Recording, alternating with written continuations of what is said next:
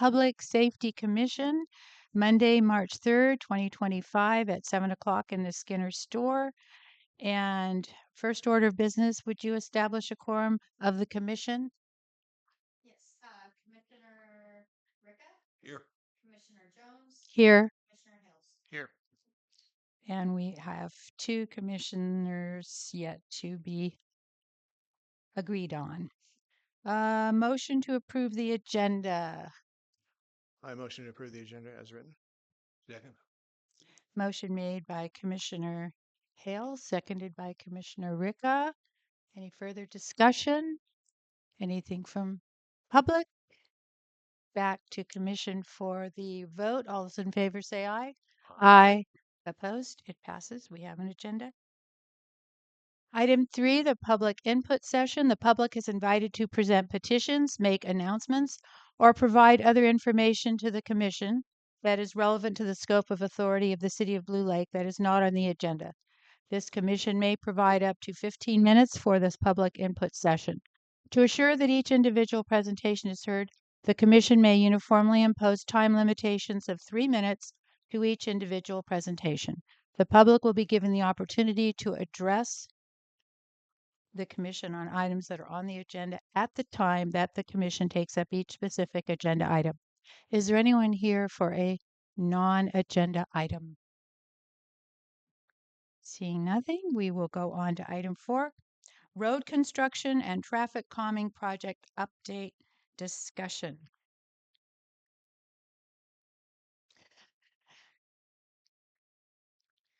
Great. So I wanted to provide an update to the commission on the status of our road construction projects, and also talk to you a little bit about our schedule moving forward into the spring summer for additional projects that we have been talking about for a while and are hoping to implement this spring summer. So just a quick update, the status of the Greenwood STIP project. As you guys have probably noticed, most of the construction is complete. We did go through and finalize and complete some punch list items, including some cleanup of some concrete. We did a little bit of extra drainage work in response to just kind of seeing how the system handled the large amounts of rain that we had received.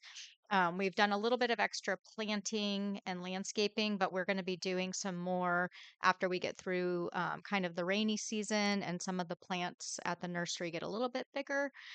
We're also going to be installing some additional planters as part of our road calming project, and possibly a bench or two and some trash receptacles and recycling receptacles.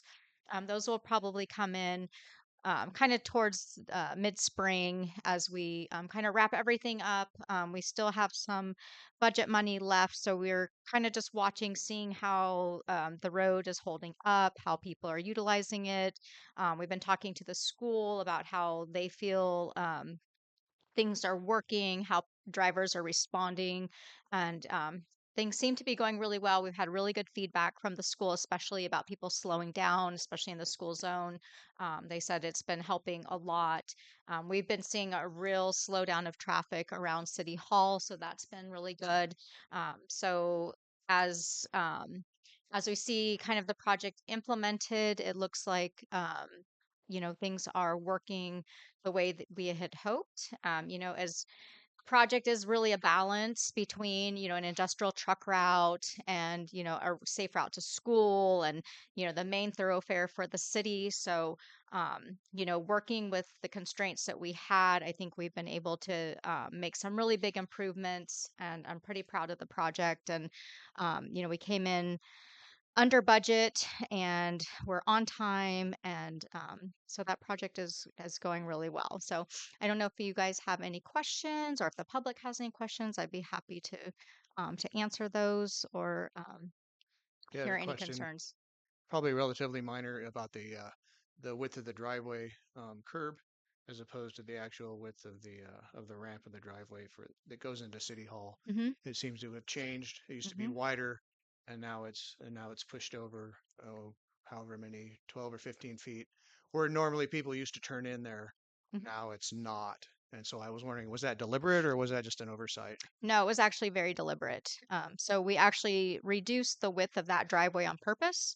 That had presented quite a problem with people going in and out because it was too wide, and we have so many projects that take place at the resource center. We have clothing giveaways and food giveaways, and it was too much risk having people circulating and using that as a double wide driveway. So we necked both of them down so that we have a very defined ingress and egress route and not having that larger width to encourage people.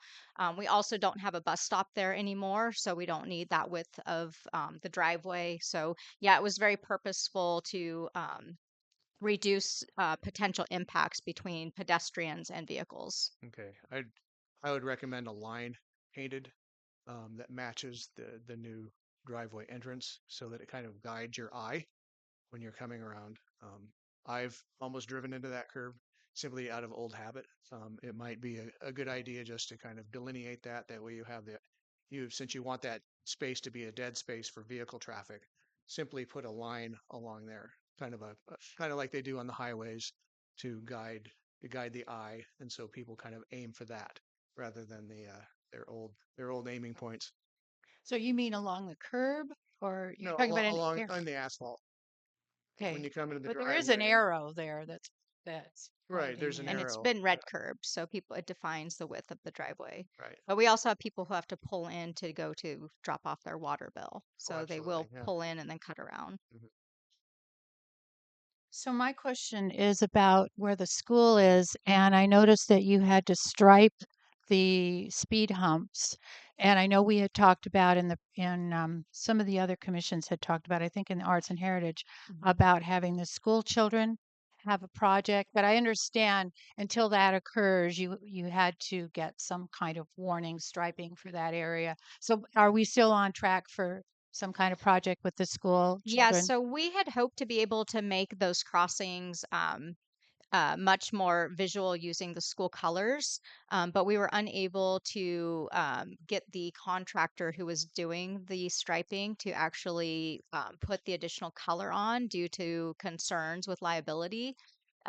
So that will be something that we'll have to look at in the future. But we did just send out the hydrant project, art project. So there's two hydrants by the school that will be part of an art project. And so we're hoping to work with the school to find additional ways to be able to do some art projects there. But because of the liability concerns with the road striping contractor, he didn't feel comfortable putting the blue next to the yellow, even though um, Very it, close yeah, to it's their colors. and They it's just yeah, need and one more. it's allowed Mm. under the manual, but he didn't feel comfortable doing that. So we're gonna have to look at doing that as a separate project. Okay. And then the other question I had was you mentioned benches. Do you have an Mhm. idea of where those might occur? Yeah, so we have several areas along the sidewalk that are really, really wide. And so part of the traffic calming feature of those bulb outs is to draw attention to the bulb out and make people feel like the road width is narrower than it actually is. The road width is absolutely the same as it had been. It's the bulb outs aren't any wider than what it would be if a car was parked there. But it does make people feel that the lanes are more constricted, and that's a very purposeful um, type of construction to try and slow people down. So there's kind of one across from Rick Willetts's house, Joyce's old house, where we can put two planters across from each other. So we think that'll be a really nice installation to have one on both sides. So it's a little bit of a gateway to be able to plant there. And there's a couple locations going up Greenwood that are also kind of larger bump outs that can accommodate either a bench or a planter. We were going to talk with a school. They have a spot right now that is kind of a extra space that we talked about possibly a bench there, but we're not really sure if the school wants a bench there or not, just because of the way parents come in and pick up kids, if it makes sense or not. But we are going to be looking at some trash receptacles as well, and we'll have those so that they match the town square and the Annie and Mary Trail. So we'll tie all the features along the roadway together.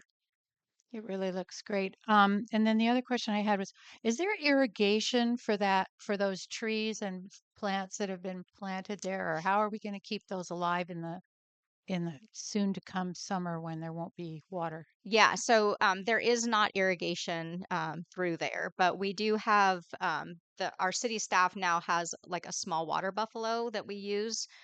So it's just has to be part of our rounds. Mm. So where we have different areas that are planted, they make their rounds with that feature, and they'll just water as they go.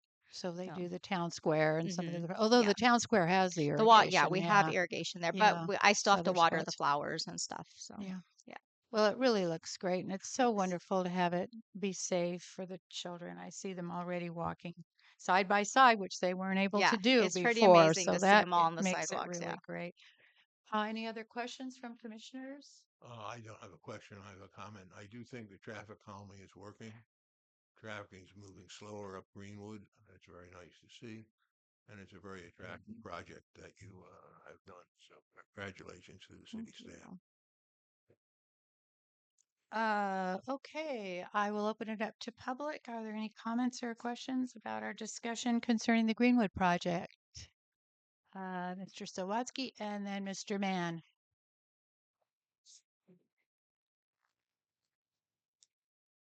Ken Sawatski, I will continue to bring it to your attention that your municipal code does not allow bicycles on sidewalks, and yet that is your route to school. You may wish to either provide a safe route or not. That's up to you guys, but they're in violation. I don't know if it's a misdemeanor every time a kid rides that or not. The other thing is the connectivity between Greenwood and what is the main road out there? Is that Blue Lake Boulevard, whatever that is? Anyway, if you go look at that right now, there isn't connectivity between that trail that ends up with gravel, and you have it's not safe at that point. And so that's a project that needs to be worked with the county. So you do continue to have a safe route for people because people use that quite a bit now, even more now that you put these things in there. But I highly recommend you take a look at that. You have a guardrail that sticks out right where the sidewalk normally goes. Concrete, they took it out and put gravel in instead. So strongly suggest you look into that as far as a safety issue.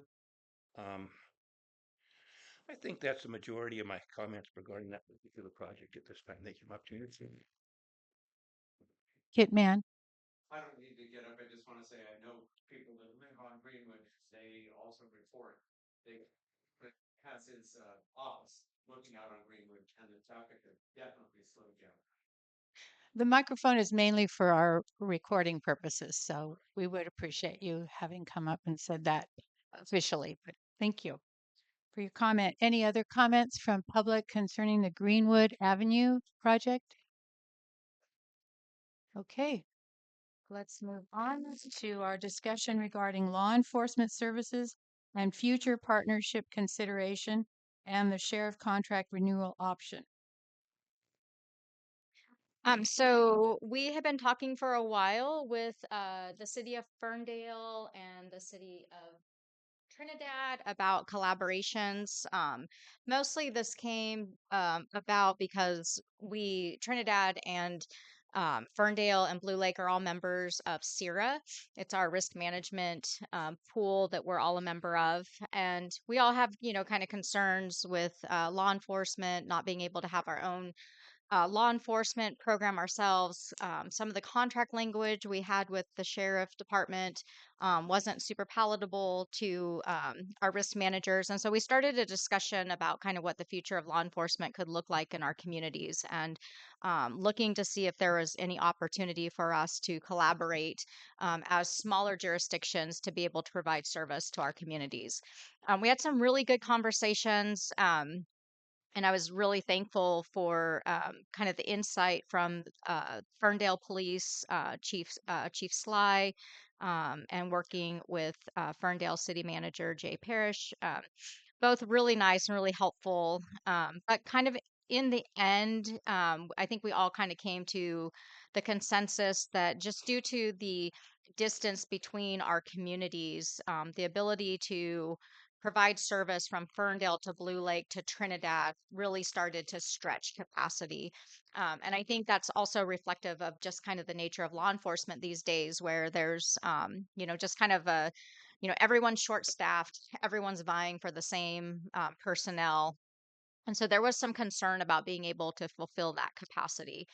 So we're still exploring options. I think it's good for us to look and to think creatively and to continue to partner with our neighboring jurisdictions when we have the opportunity. Trinidad and Blue Lake, we've always worked really well together.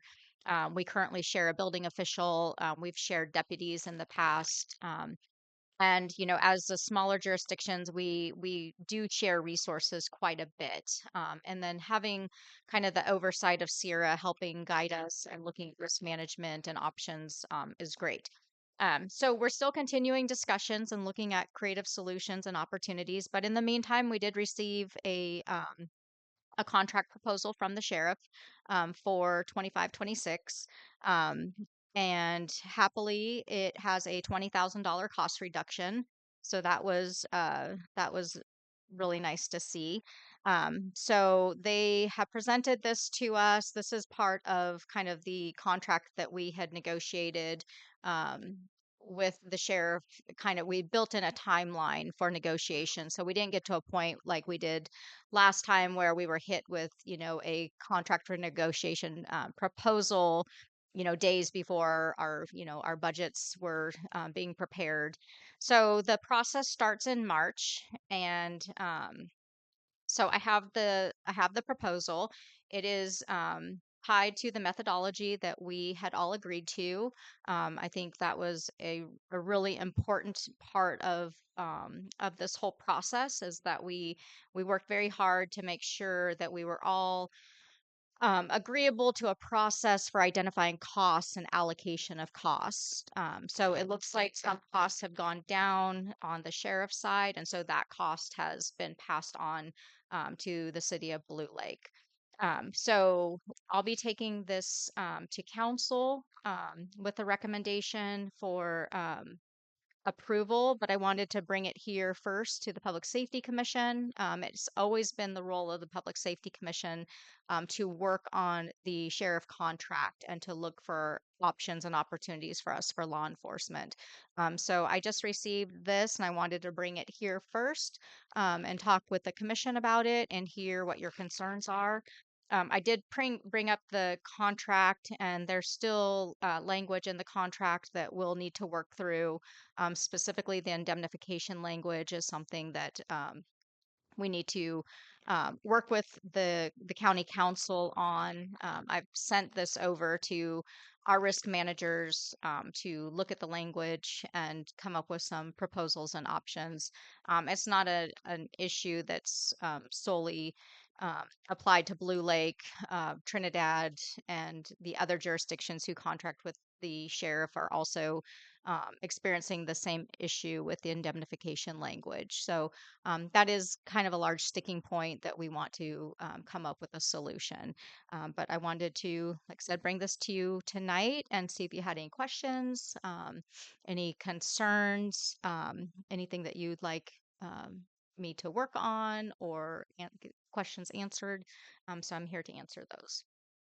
So last year's contract was, I believe, 190,000. Is that correct?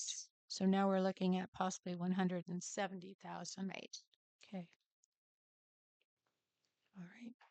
And still no chance of patrol here out in Blue Lake dedicated to our I city. haven't, yeah, the dedicated patrol just hasn't really been on the table. They did provide us a cost if we were to request special deputy services for events or special activities. So we have a rate of $106 an hour for a deputy sheriff and $135 an hour for a sergeant. So that is, looks like the Board of Supervisors has approved a fee schedule for their services. And so those are the two costs that um, would be charged to Blue Lake if we were to request additional. And that will be passed on to the park, people renting the park. Right, Yeah, right. yeah, So if we so, had, yeah, so if we had a large event, a large concert, and yeah, we would build that cost into whatever special event rental we would have. Okay, very good. Other Yeah, commission concerns? yeah, well, yeah, the concern in question is, say if the indemnification language that's in the current proposed contract is not able to be changed, then what is going to be the outcome of that? At this point, I'm not sure what the outcome would be. I don't know if Sierra will allow us to go with the sheriff's contract at that point. I think um, I, I'm hoping that it's a very strange position to take on indemnification language. I mean, asking a city to indemnify sheriff deputies is, just not something that any of us feel is very reasonable. So I know it's on county council's radar to review and make adjustments. So it's not just the city of Blue Lake as well. I mean, city of Eureka, Arcata, anyone who contracts with the sheriff for SWAT duties or any special services is also in the same boat. And many of us are under the same risk management pool. And so it's a much larger issue than just the city of Blue Lake. So I feel like it'll pick up a lot of traction as we move forward with these new Right, I negotiations. understand that part. I'm just curious as to what happens next kind of scenario, um, and whether or not this particular language is becoming standard in other um, jurisdictions where the sheriff provides services to cities that do not have their own law enforcement services. So it's a very non-standard clause, and it's that was something that was brought up with our risk managers. They deal with a lot of contract cities that contract for services, and this is the first time they've seen this type of language. So I'm not sure. We feel like we probably are have some level of cover. We did run this through the higher level risk management um, reviewers to look at our exposure to liability. And they felt that some of the language could be interpreted either way. They felt like it would probably be interpreted in our favor because the city has zero control over the deputies. The way the language is written, there's a bit of an out, but it's something that you don't want to get pulled into litigation over. And because of the way it is written, it really would be possibly up to a judge or a court to be able to make that decision what our risk exposure is. So the good thing about it is we don't have any authority over the deputies. We don't dictate their patrols. We don't dictate times or anytime we ask for a service, it's the same response service as anyone calling 911. So that's just our level of protection, which is a little bit unfortunate as well, though, because it does put us in a different situation where we're just kind of response based versus being more of a partner and having some interaction. Before this, we used to have two dedicated deputies that were here in Blue Lake, and we had um, a much more um, uh, we had we worked together a lot more than we do now. So they checked in, we talked about issues going on in the city, and we were able to help direct where we felt resources should go. And we don't have any of that now. But like I said, that is also our level of protection with this language. I noticed in the sheriff report that we got with our agendas that they're still doing a lot of patrolling and activity, technically outside of the city of Blue Lake. Mhm. Hatcher Road shows quite a bit, Glendale, and I know that's our sphere, but I'm hoping that that is being delineated from the total that we're paying the sheriff for their Well, coverage. seeing as the sheriff's department doesn't provide a la carte service, what you're just seeing is again just their patrol area for that prints out for their reports. Um, Even if they cut those out, the price isn't going to change, which is the point. It's not fee for service. It's simply you pay your money and you get a deputy for the year, or you get your patrols for your shifts. the 3 shifts that will cover through your area. You don't pay the money, and then they just avoid the city. That's kind of how the patrols work. Well, in the past, we have pointed out that when something occurs outside of our city, that it's not really up to the citizens of Blue Lake to have that cost on them. I mean, we're Well, the that's taxpayers it's of the not on their town. cost. That's just where the sheriff patrols. The sheriff has a duty outside of the city as well as in the city. Since you don't have a dedicated 2 deputies like you used to have, where you actually have them within the city and residing within the city hall and providing the service, that's a different situation. But their sheriffs have their patrol area, whether there's a city there or not. And if the city is in that contract area, then of course the deputy is going to patrol within that city. It really has nothing to do with the cost of of stuff that's being reported on and dealt with by the sheriff outside of the city. We have asked them to revise their reports to take that out, and I didn't receive the Blue Lake specific report this time. But I think it is interesting to see once again, um, it's pretty front and center that the majority of these calls are not in the city of Blue Lake. So Right. you could I look know. at it that way Well, too. and So. that's call response. That's just luck of the draw, and trying to turn that into a we're not getting what we're paying for is, I think, a mistake. And it breeds bad blood when you put um, Well, I'm not trying to make any bad blood. I'm just pointing out, though, that as a taxpayer, as a citizen of Blue Lake, and the contract is with the city of Blue Lake. It's not with the outlying areas. So I'm just pointing that out. This has happened before, and we have brought this up to the sheriff, and he understands it as well. So it's just well, certainly if they something that cut out occurs. the outside of the city limits calls, then certainly it will be less confusing. Yeah, and Um, also there's some casino um, I've areas gone too. through the reports the sheriff has provided every month. The average of calls to Blue Lake within city limits is between quarter and a third of the total calls listed.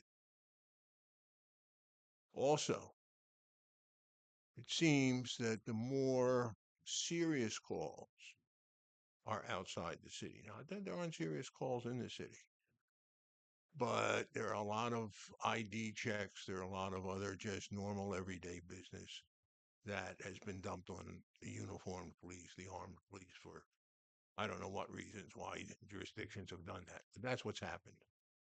Uh, I don't know a solution to it. I mean, uh, I'm a supporter of sheriffs. I like the sheriff structure, and I think Sheriff Hansel's doing a good job. But I think paying $170,000 on top of what we pay in our taxes and all that is an unfair disadvantage to the jurisdictions needing police services who tend to be small and tend to not have the budget to be able to afford that easily. So I don't know a solution to it, but and I think it's beyond Blue Lake and beyond the sheriff to find a solution to it. But that's a situation, and I was very happy when we had 2 deputies in town. Um, we had an incident. I think it was Sunday morning. Bobby went out for a walk, and up on the Del Arte corner, a new car had 2 windows busted out of it, passenger side windows, busted out, glass in the street and in the car. This is 8 a.m. in the morning. Um, that's not something we want to have happen in this town, and I don't have a good way to deal with it. The question, Mandy, do you know if the sheriff has any office east of McKinleyville that handles this area? Like Willow Creek? The Willow Creek substation? Yeah, like a substation. When there were 2 officers here, it was like a substation. Yeah. At that time, they had an office here in Blue Lake that served the surrounding area as well. Were they paying rent for that office? It was part of our contract. Part of your Yeah, contract? we Okay. provided them space and some office furniture and equipment as part of that. Okay. Yeah. So that reduced the overall Mhm. cost to us. I doubt it reduced the cost. Oh, okay. Okay. I think it was just factored in. Okay. All right. Any other concerns or questions from commission before I open up to public for discussion? Okay, would the public like to speak on this matter? Kent Sawatski?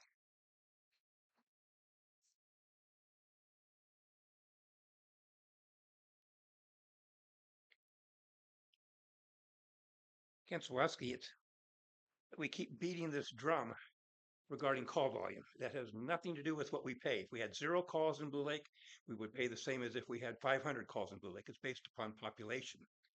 Um, regarding Commissioner Ricka's comment, we do pay taxes, and Mandy can tell you, out of the 170,000, I'm just guessing we get 165,000 maybe this year back in the money that gets laundered back to us through a circuit fund. It was less, but it's been increasing. So we may be paying only 5,000 out of our general fund. So our money does go, it does come back, and you should be aware of that when we look Oh, at our thank you. I costs. wasn't aware of that. Yeah. So anyway, that's something that And could you explain to me what that fund is returning the money to us?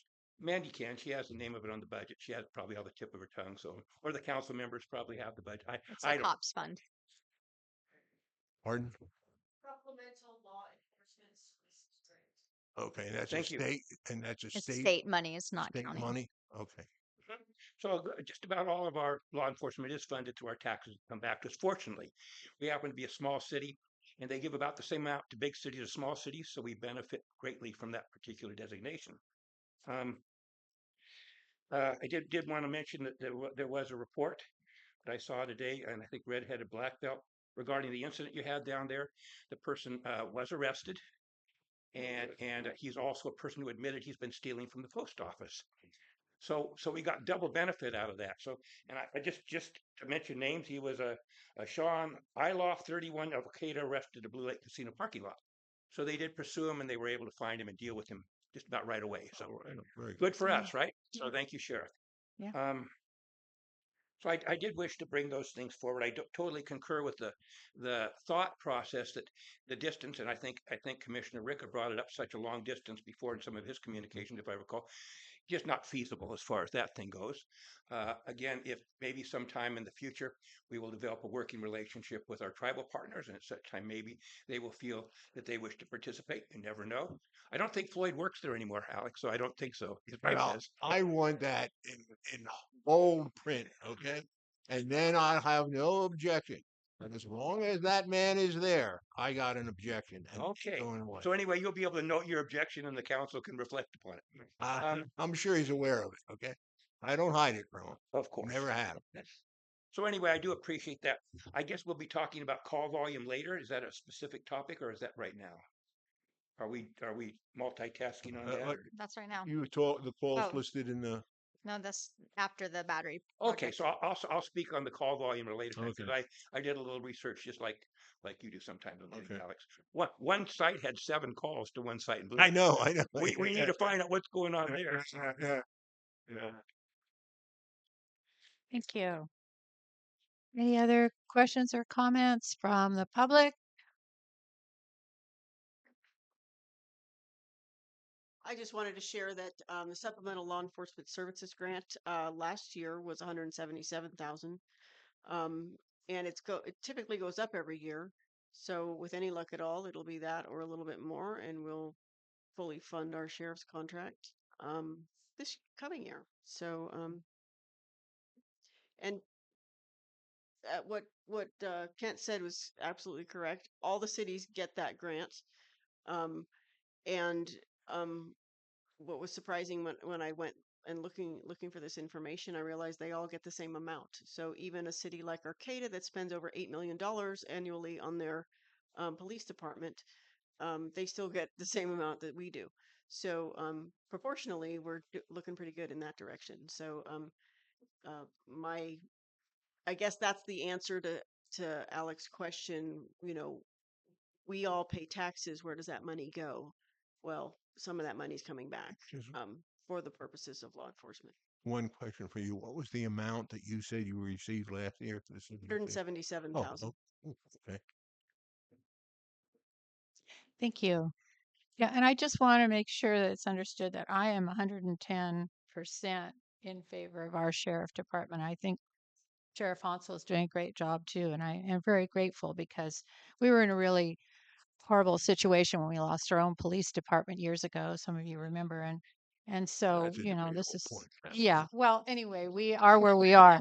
So I'm 110% behind the sheriff and appreciate that. I hope sometime in the future we can collaborate with other cities, maybe a city closer to us like Arcata.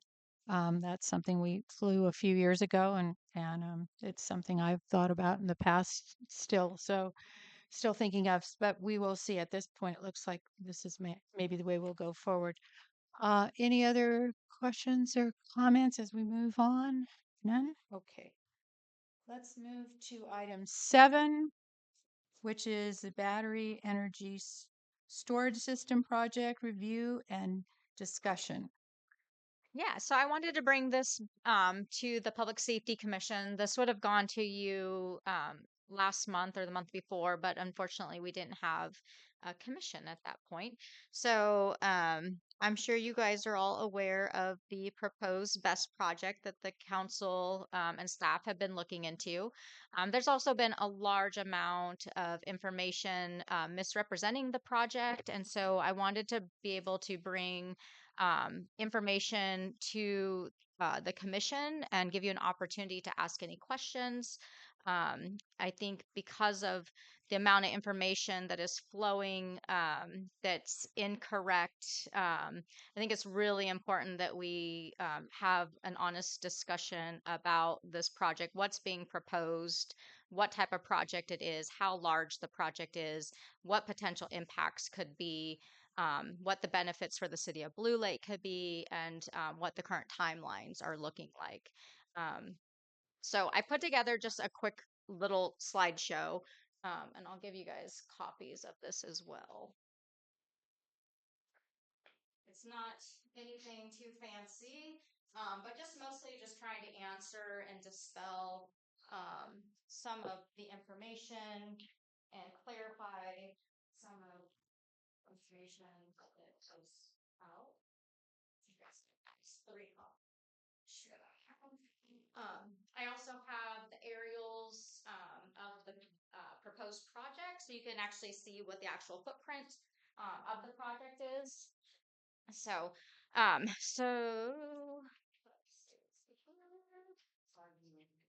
okay.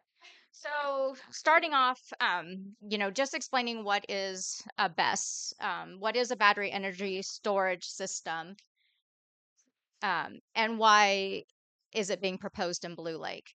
So as everyone knows, the city is now the owner of a defunct and dilapidated power plant.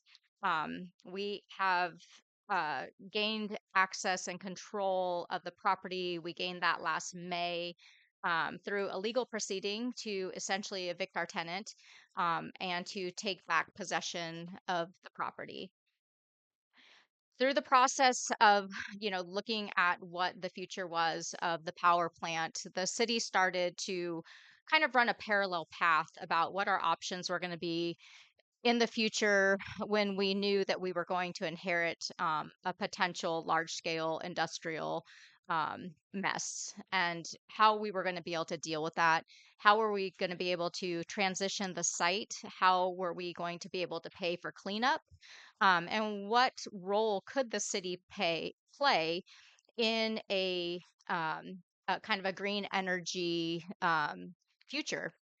So, one of the items that we have at the site that I would argue right now is our only asset at the site is an interconnect. And we've known that we were going to have that interconnect, and we knew that that was probably the most valuable asset that the site had. And it was something that we really needed to focus on to see the best way to leverage that asset to be able to free our future up and get out from underneath the situation that we were going to be finding ourselves in. So we started working about 4 years ago on the development of a proposal for a battery storage project. We started conversations with Redwood Coast Energy Authority and entered into an MOU with them a couple of years ago to actually act in kind of a liaison advisory role as we start with future options. Um, the BESS has been on our radar because we knew that there was a lot of renewable energy starting to come on the market, and the gap for renewables is really storage. So, looking at the internet, we knew that we had the transmission line. We know that that transmission line has a certain level of capacity, and that transmission line could support a battery energy storage system in the future. So once we had site control, we brought our CEA out to the site. We did a full site tour. We looked at, kind of the state of the substation. The wires had been stripped. The substation was in a state of disrepair. The facilities are pretty dilapidated. We've had a lot of vandalism, but thinking about leveraging that interconnect kind of stayed at the top of our thought process. So as we've been working on options and looking at cleaning up the site, Redwood Coast Energy Authority started the process of putting together a proposal for battery energy storage. So knowing that that was going to be coming down the pike in the near future, the city was positioning itself to be receptive to companies who were interested in battery storage systems locally. One of the things that Redwood Coast Energy Authority is concentrating on is local power production and local supply. So, although our CEA can go out on the larger market and they can purchase power from resources and entities outside our local jurisdiction, they do have a very dedicated uh, kind of driving force to also capture local renewables, greatly reducing additional carbon footprints and helping to transition some of these old sites like DG Fairhaven and the Blue Lake Power site over to renewables. Um, so through the process of this starting to take place, the city was we were contacted a while back by another energy company that was looking at doing the DG Fairhaven project. They were also looking at Blue Lake. Because of the state of the interconnect and the time that had the interconnect had been down, a larger project wasn't really feasible either at Blue Lake or at DG because of the process you would have to go through CAISO to be able to get a larger allocation over the transmission lines. Through the process, Power Transitions contacted the city, said they would be interested in a smaller scale project, that they were interested in a small scale project that could, in the future, we could be considered for a larger scale project if they could go through a CAISO process to be able to get the permits and the authorities that they need to be able to do that.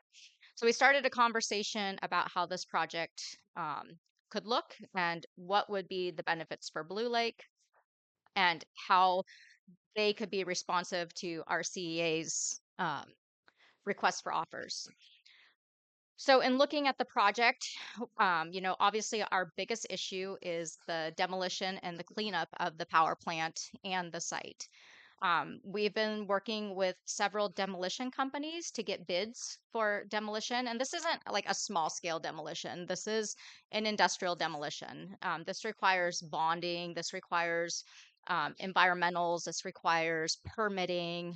This requires a lot of capacity. This isn't, just, hey, I know a guy who has some equipment. You start bringing this down, cutting it up on site. That's not this type of project. There's a lot of infrastructure. There's a lot of dangerous infrastructure that needs to be taken down with a certain level of professionalism. So we've been getting demo contractors to come out to the site and provide written bids. The proposal right now is that Power Transitions proposes to purchase 2 acres of property on the site. In exchange for the purchase of the property, Power Transitions would demo and clean up the property. If through the process, we're also getting the property and all the infrastructure appraised to see what that 2 acres value would be. If the value of the 2 acres exceeds the cost of the demolition, the city would also receive the cash residual value. The reason why we're looking at it like this is because if the city were to do the demolition and clean up ourselves, we have to do it under a public works contract. If we do public works contracting, we have to pay prevailing wage. It adds 30 to 40% to the cost. And right now, the cost is anywhere from $550 to $1.4 million. Adding 30 to 40% on top of that just becomes just out of, well, it's already out of our budget. So being able to leverage 2 acres of land to be able to clean up the site, free up our future, being able to move on, and to be able to really leverage the interconnect for our project is what we have been working towards. One of the other benefits of the project is property tax revenue. This project will probably cost between 30 and $40 million.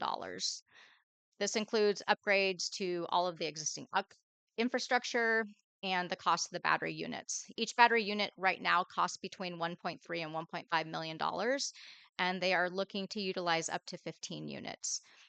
These units are kind of scalable, so they start, there's different sizes, so the number of units kind of pushes and pulls depending upon the capacity.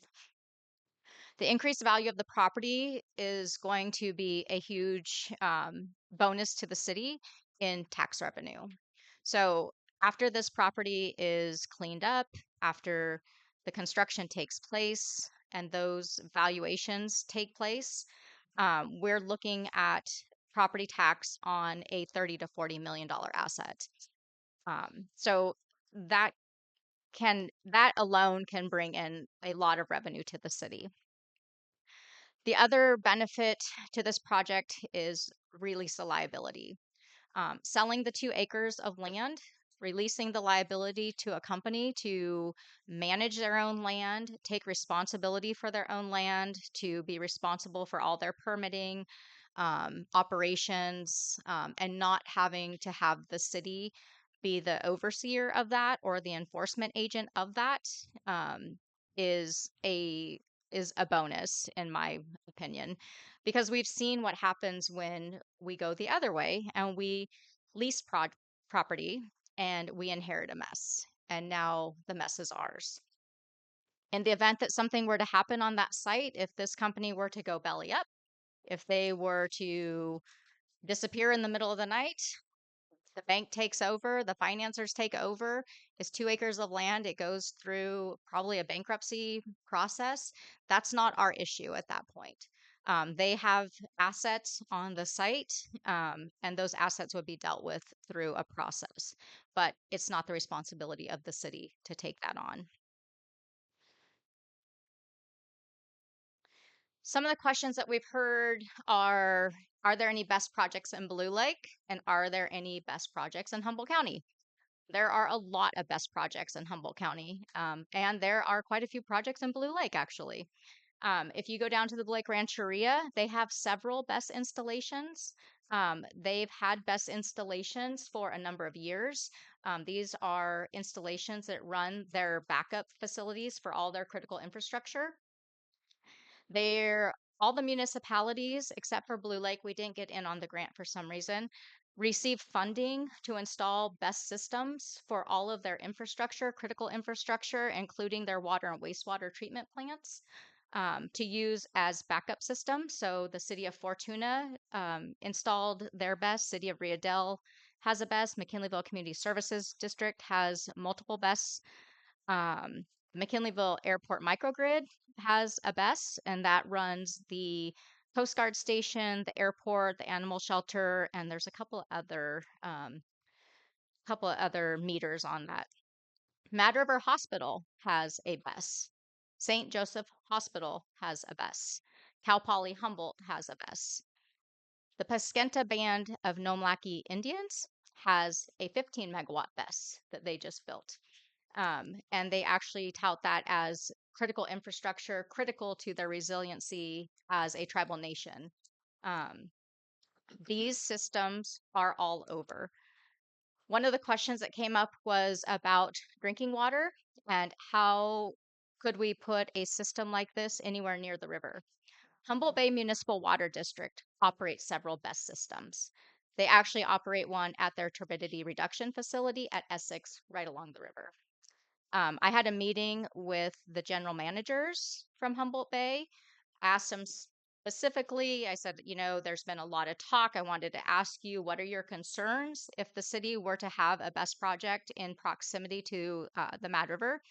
They said, we have zero concerns. We operate them ourselves. We think of them as critical infrastructure. That is actually our backup system. In the event that we lose power, our BESS system is what makes sure that we still have drinking water and our turbidity reduction facilities still operate. Before you leave that, I just want to say too that I know there are at least 2 citizens in Blue Lake that have a BESS on their property. Um, I won't mention names. I know who they are. One is on the other side of the Powers Creek, and he has solar panels. He's gone completely electric, so he's completely off of the grid now. The only thing he doesn't have is an electric car, and he says he just can't afford one right now. And he has one of these so that when the sun isn't shining at night, he can play around with his energy. He's got it figured out as to how he can manage to get energy for the rest of the evening. And then the other person has solar panels, and she has a BESS in her garage. She spent $20,000 for it, and she does the same type of thing. She has all her solar energy from the sun during the day, and then she'll purposely look and see how much energy she has stored. Then she'll do a load of wash or something like that. So they play around with things. She's not completely off the grid, but anyway, I know of 2 anyway in the city of Blue Lake. So unfortunately, there was a large scale BESS disaster in Moss Landing. I think it's a good eye opener. It was a very unfortunate situation, especially for the people who live around Moss Landing and the various environments and ecosystems that are around that installation. But the Blue Lake project is in no way similar on any scale to Moss Landing. Moss Landing is the world's largest industrial scale battery storage facility. It housed tens of thousands of lithium ion batteries and it produced over 900 megawatts of power. The proposed Blue Lake BESS is a community scale project. It's 20 megawatts max because that's all our transmission system can handle. It can't ever be bigger unless the transmission system were fully upgraded, which could take 7 to 10 years to go through that process. The footprint of the Blue Lake BESS is proposed to be less than 1 acre in size. The project proposes to include 10 to 15 individual pedestal mounted battery cabinets, nowhere near the project size of Moss Landing, nowhere near the industrial size that was talked about of 90 to 110 units, 10 to 15 individual pedestal mounted battery cabinets. The battery types at Moss Landing are lithium ion batteries. These are older generation batteries that are susceptible to thermal runaway and fire events. No one is arguing that those batteries are problematic. And when something does go wrong, they are hard to put out. But the batteries for the Blue Lake BESS are not lithium ion batteries. They're lithium iron phosphate batteries, or by the time this project would be constructed, they could be a new type of battery or system that could have an even smaller footprint and less impacts. Moss Landing is an indoor battery facility. These batteries were located in a repurposed industrial building. The building housed over 100,000 batteries, all of which were co-located in line with each other. And this design did not allow for any isolated fire response. The Blue Lake BESS is not an indoor facility. It's up to 15 individual pedestal mounted megapack cabinets, each with their own fire suppression and monitoring system. Each one can be isolated by itself. In the event there was a thermal event, each one of them can be managed and cooled and maintained by fire responders. There are no bat liquids, and there's no threat of groundwater intrusion through these cabinets. So at the bottom, you can see the picture of Moss Landing. You can see that it's a massive, massive facility. When you look at the top picture, that's a Tesla Megapack. That's the scale that we're talking about, 10 to 15 of these individual units. And when you mentioned Tesla too, I know that politically there's a lot of people that don't like that idea, and I don't as well. I don't either. But I did talk to Jeff about that, and we looked it up, and there are a lot of other companies that are building Absolutely. these now, and that he could definitely buy from another company. They're all configured a little bit differently, but we don't have to give Elon Musk any more money. Not that Little Blue Lake matters that much to him, Absolutely. but And that was still, actually something politically that we speaking, I think it would be we did a raise good thing. that issue to see what the other options would be, and that's absolutely possible. I had the same reaction to that. In fact, I was trying to take the Tesla name off of that slide, but I couldn't do it. And by the time that this project would be built, it would probably be at least 2 years before this project would even be constructed. Technology is changing, especially in this industry. Technology is changing like a year is like 5 minutes in this industry. So we don't know what the technology is going to be like in 2 years. It could be a much smaller footprint. It could be less batteries. They could be more efficient. We just don't know at this point. But like I said, there's a lot of room to be able to find out through the process. So some of the questions that we've heard are safety issues and potential impacts. One of the questions was about impacts to the river and impacts to the site being located in the flood zone. So just to clear up the zoning, the power plant property is not located in the flood zone. We are obviously located next to a levee. We obviously have the river on the other side of the levee, and we also have Powers Creek. Powers Creek has flooded in the last couple of years out Hatchery Road. We have had zero flooding down at the power plant or any of the area west of the brewery. The levee, if the levee were to breach, if the levee were to have a catastrophic failure, the amount of debris and the amount of issues that we would sustain from that failure would be catastrophic. And it would be catastrophic well beyond any impacts from the batteries. We would have debris coming down. We would have trash coming down. We would have structures coming down. We would have vehicles coming down. Each one of those vehicles coming down also has a battery. It really would be a catastrophic event. And it would be a catastrophic event, not just to Blue Lake, but it would go all the way to the mouth of the Mad. Valley West, Arcata Bottoms would all experience catastrophic flooding. Talking about, I think I already touched base on concerns about the drinking water, the fact that Humboldt Bay Municipal Water District operates their own BESS systems, and the fact that the majority of local, regional, and national municipalities all operate BESS systems to provide backup power to their critical facilities. I know the Harbor District is working on a large-scale BESS project as part of their green energy terminal. I know the County of Humboldt has a mandate for green energy that is wholly supportive of battery energy storage systems. RCEA is in the process right now of bringing online a large scale microgrid with battery energy storage system capacity on Foster Avenue out in the bottoms, out in prime ag land, right in very probably, I would assume it would be called critical habitat. So one of the other questions, of course, is fire potential. Fire potential is it's very serious. Um, I'm on the volunteer fire department.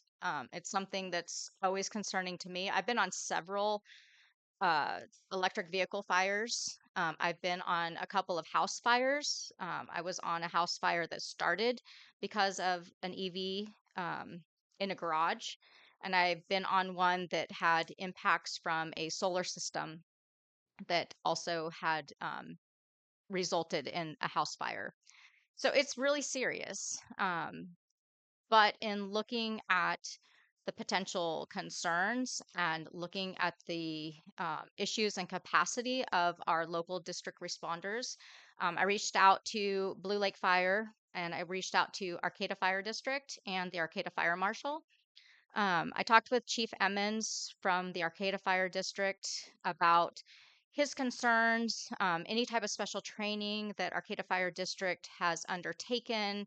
Do they have any special response apparatus or needs or training or protocols in the event that they were to be called out, say, to the airport microgrid, say one of their cabinets caught on fire? Chief Emmons let me know that not only was he not really concerned about these systems, his biggest concern was these types of systems on residential houses, because that's where you really get the biggest impact. He said what happens on a BESS system is in the event of a thermal incident, they manage the cabinet and they cool the surrounding infrastructure. What happens on a BESS system that goes bad or an EV that goes bad in a house is you get a catastrophic structure fire, which can also result in a neighboring house catching on fire or carports or just spreading. And he said the toxicity related to those structure fires is a huge concern. He said if they were to have a fire at the airport microgrid and any of the BESS cabinets, they would cool the cabinets, the surrounding cabinets, and just manage the fire to the container. I talked also to Ed Laidlaw, who is the Arcata Fire Marshal. Ed does all of the reviews for all of the large scale commercial projects for fire code compliance. And Ed basically said the same thing. He said, I just want to chime in and support Chief Emmons' comments. He said these systems are everywhere in our district, and I don't feel that they present a concern as long as they're built to NFPA standards and codes. I don't have a problem with them. Blue Lake Fire, Blue Lake Fire Chief, we actually talked about this a little bit at our district meeting. And Chief Paducah basically had kind of the same sentiments that this is technology that's out there. It's not going away. And it's something that, as firefighters, we need to be prepared for, but it's not something that we need to be scared of. So this is just I think you guys have probably seen this, but I wanted to just reiterate the footprint of this proposed project. As everyone knows, we've been working on the development of an RV park and campground concept for a number of years. We have always factored in a battery storage project into the overall design of that master plan. Knowing that that interconnect needed to be reserved in some capacity for a future project, we basically designed around it. Um, and so this project fits within that development plan. What you see in the green or the kind of the aqua outline, that's the actual 2 acres. That's not the full BESS build out. The BESS installations is highlighted in yellow, and you can see the individual cabinets. It could be possible, depending on how the appraisal comes out, that maybe this property appraises high enough that they don't need 2 acres. Maybe that shrinks down even more. We have talked about the option for the city to lease back residual space. We've talked about the opportunity for the city to build its own BESS project. Maybe there's an opportunity for us to build a BESS that would help offset energy costs associated with RV park and campground project that would make that much more profitable. So we've been looking at a lot of different scenarios related to that, but I wanted to clearly show the footprint of what is being proposed, um, so that so that we're all talking about the same thing. I think that's probably the most important um, information and position that I wanted to provide tonight, was a level playing field of information so that we're all talking about apples to apples. And of course, people's concerns are completely legitimate, and I completely respect that. But I think having the honest dialogue about what we're talking about is really important as we move forward as well. So that is pretty much what I have for you guys tonight. If you have any questions, I'm more than happy to talk through this, get you more information. Kit is here as well. He's been on kind of our community ad hoc group with the EDC.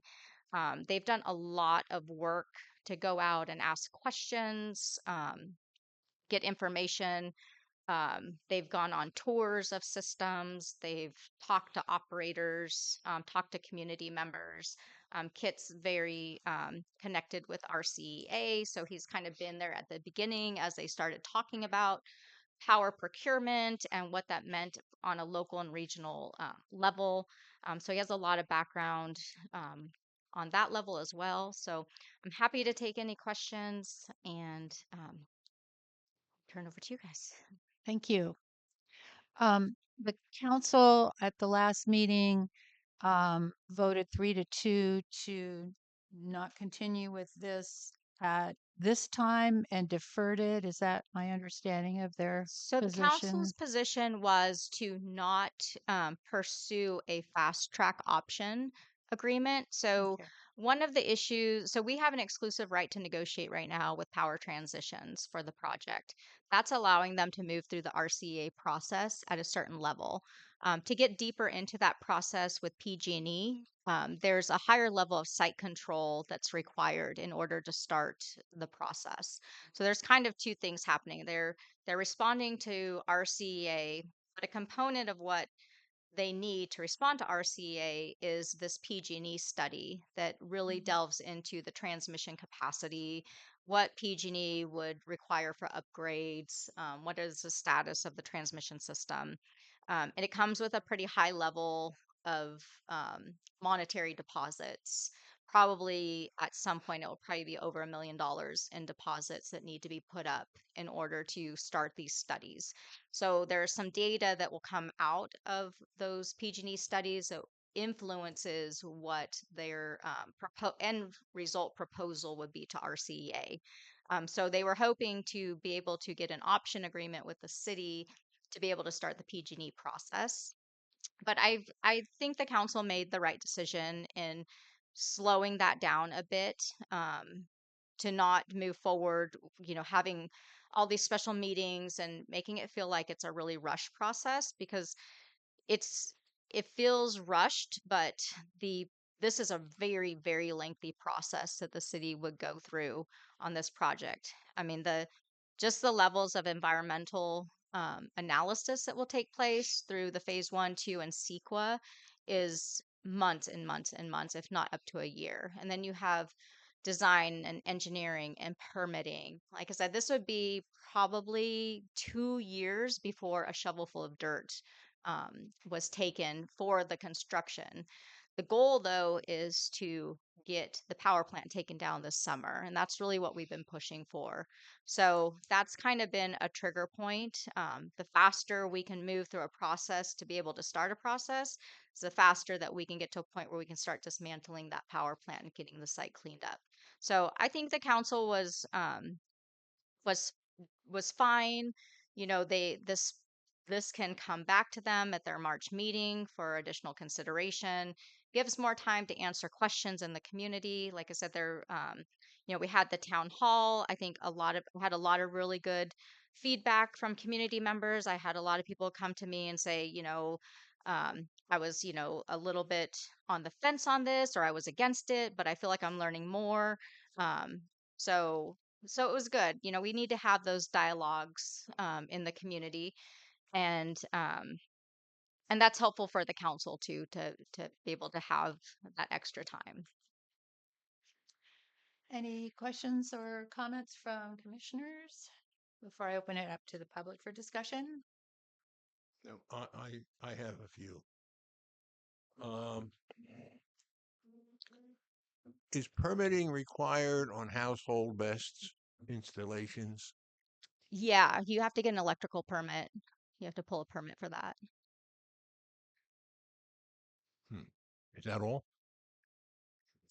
Well, it has inspections. All right. So, That's through the city, the mhm, permit? Yeah.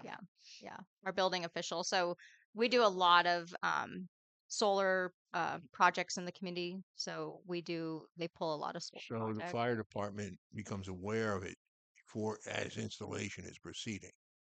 I don't know if the fire department gets noticed on that or not. Can we put in a process for that? That'd be a big help for the fire Hmm. department Yeah, it is to something know that's what really they're going important for into. us, and that's a good point.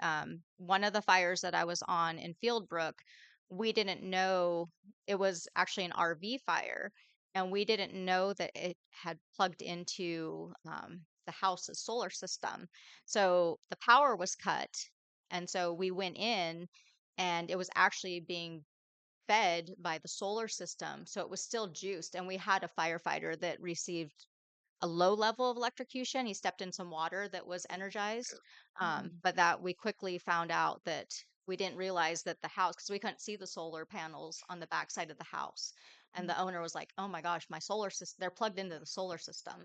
So yeah, it is really an important thing to be able to know. At that point, I would suggest that the fire chief conduct an inspection. Mm-hmm. So he gets to know what's there and that they start keeping files on that. Yeah, I that's a think good that point. that could save firefighters a lot of problems. Then the second safety issue, which is immediate, is the fence. And I really recommend that the city repair that fence and put new fence in where it's required. And now, if you anybody with good wire cutters can break through cyclone fencing. The thing is, if you make that a serious penalty, and we do have police services, that becomes manageable. And I do think that that's a very important step to take. And go to supervisors and get them to realize the danger of this stuff and start taking some legal preventative actions on it. Where trespassing on it is not just trespassing. I mean, it can cause serious damage. Uh, and the last thing is about the public perception of the best project. That's going to be the biggest hurdle in my estimation. And I have two granddaughters who are intelligent young people, and they do not want to engage in a fact-based discussion on this. It's emotional. Mm-hmm. And when things get emotional instead of rational, it's all over the ballpark. And I think the three gentlemen who had the meeting last Sunday were very well spoken about the safety issues on it. And my initial walking in there as an opponent of it because of safety issues, they said, okay, this is manageable. And the fact that Mad River Hospital, HSU, all these other in here also have in them, and there hasn't been an incident and all. I think that is one of the better pieces of information to put out. This is already happening, and one of the things that a safety engineer up there on last Sunday, 2 Sundays ago, Yeah. told me was that they are now designing into the product and the regulations, upgrading the safety stuff every step of the way. So they're on top of it. The state and the people in charge are on top of this and seem to be trying to do a good job. But I still I tell that to my granddaughters, and they say, "Oh, they're just, you don't like the politicians, Alex. Why do you like them?" And so that's the level of the discussion going on, and I don't know what to do about it. I'm helpless against my granddaughters. So, and the last one, oh, that's it. No, that's it. I'm finished. I'm finished. Thank you. I did have a question about the fence. Is there a daily check being done on the fence? There is. So the fences are checked and we do daily rounds, twice a day of the facility. Okay, if there's no more commission Yep. questions or comments, we'll open it up to the public for discussion. Kent Sawatsky. Why am I not surprised?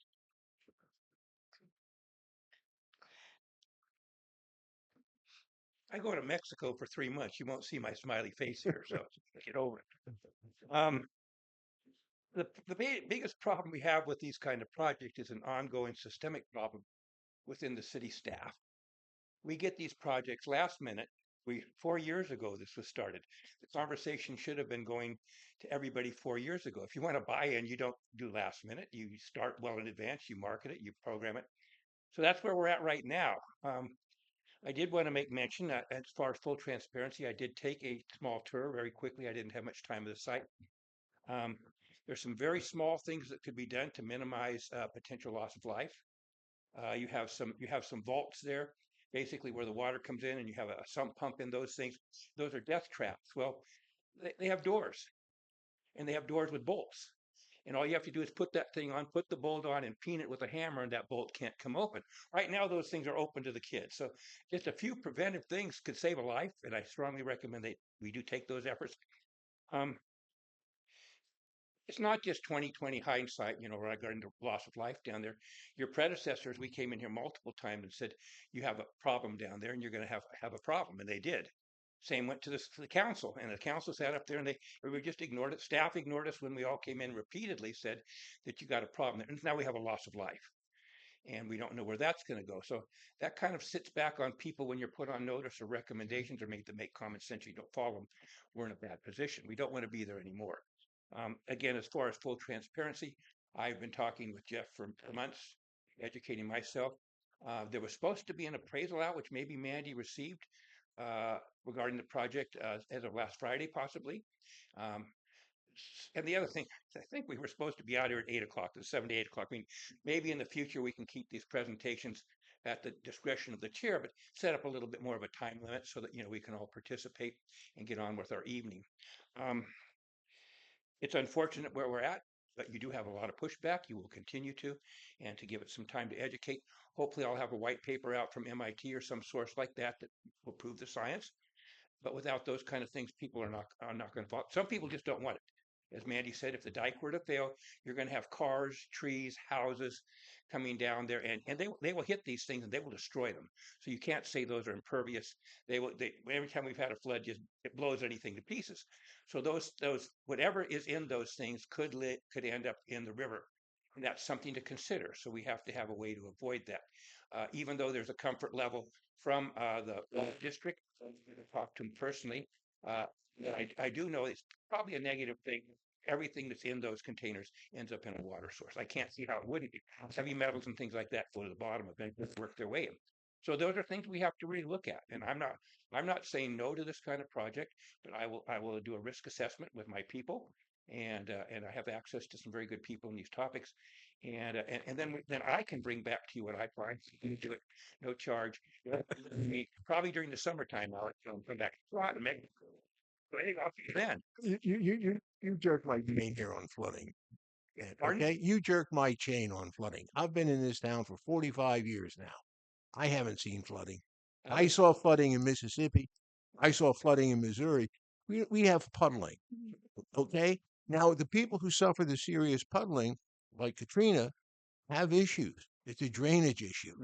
Okay, we don't have flooding. I was down there one night, and we were within 3 hours of losing our sewer treatment plant. Every single dump truck and excavator Kernan had, all the dump trucks, we were dropping rocks in the river. I got a call at 3 o'clock in the morning because I was running the project, and they said you can shut it down, rain for 3 more hours. We wouldn't have had a sewer treatment plant. When was this? Was it 90s? I think 90s. 95, We 96? had that big thing. And I had Kernan down there with every single dump truck in Humboldt County. So it could happen. It's a possibility, and I believe that is it's in a floodplain. It's a 500-year floodplain rather than 100. I know a good share of that is 500 years floodplain down behind that levee. That was Everything's caused in by the a piece of 500-year ruling. plywood stuck in the tree in the creek. The water couldn't underpass your building, couldn't get there. It was hitting that spout, rushing out of both ends. Okay, and that's what caused it. And it was the water running down there, yeah, that way.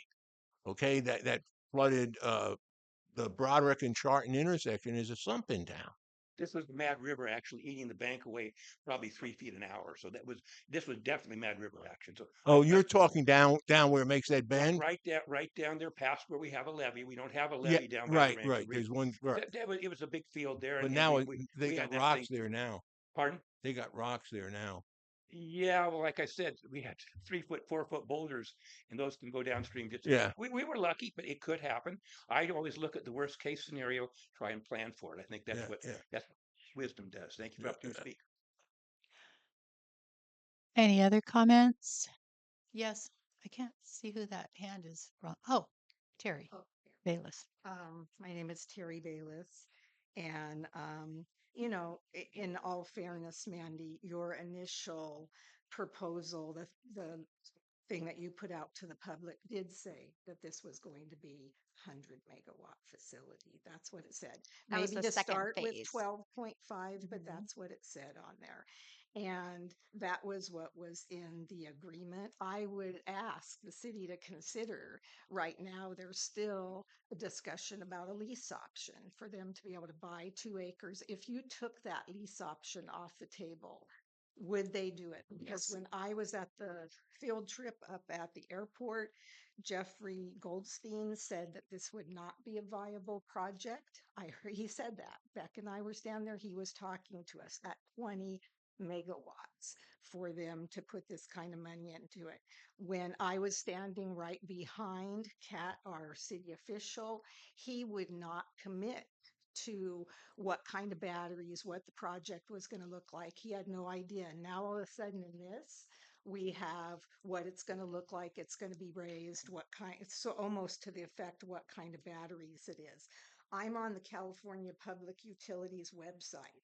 Mandy's saying these batteries are not lithium ion batteries. The California Public Utilities Commission lists the type of batteries that fall under the category, and lithium iron phosphate are one of them. They are just a type of lithium iron phosphate batteries. And yes, they do have the potential for thermal runaway, just like all of them.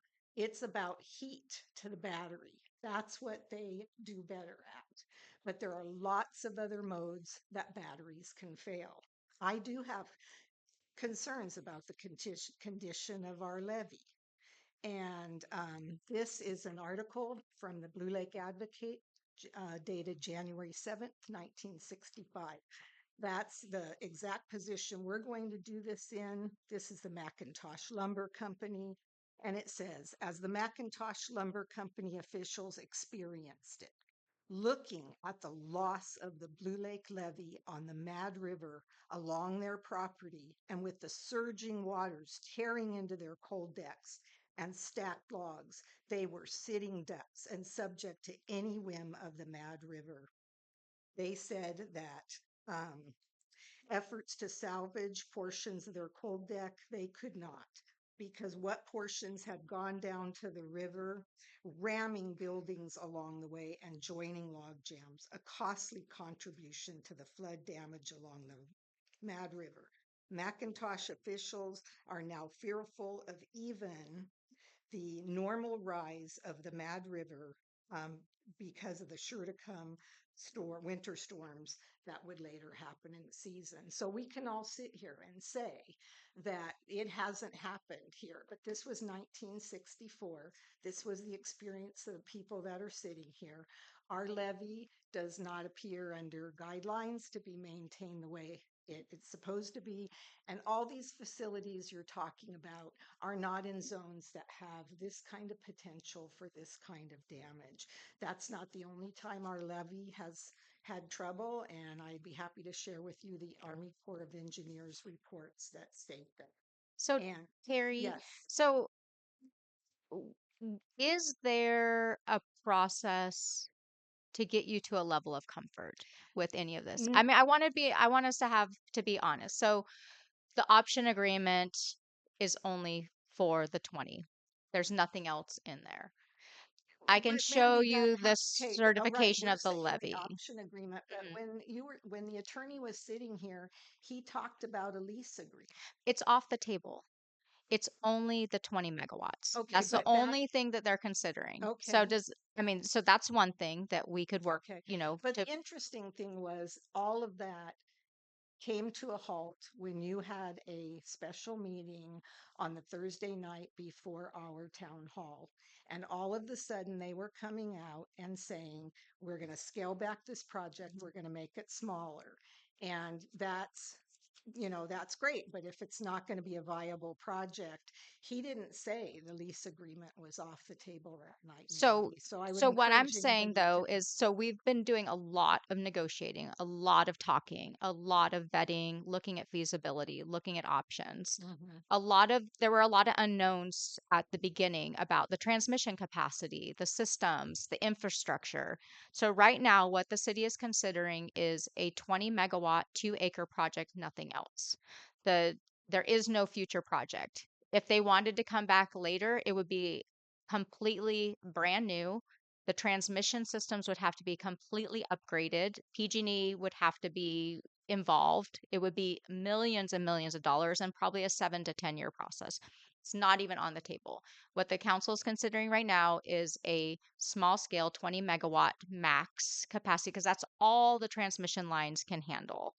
It is lithium iron phosphate, and I understand what you're saying. They That's are not all what you components. say in here. That isn't what you say in here. Yes, so So, yes, no, lithium you're iron saying here, phosphate. right, but Yeah, they are a kind of lithium ion battery. sure, but And they they're still, but we can agree that they're not the high heat lithium ions yes, that they are. catch fire Yeah, like as they are. much. Yes, they are. So, So if you go and look, nobody is separating those out, Mandy.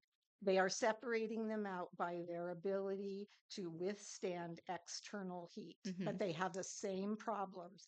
They also have a liquid electrolyte in them, just the same as all other lithium ion batteries. So I would encourage anybody to take the time to look that up and research that because it doesn't seem like that is an accurate statement. So thinking about, because you have been the biggest opponent, you guys did a great job.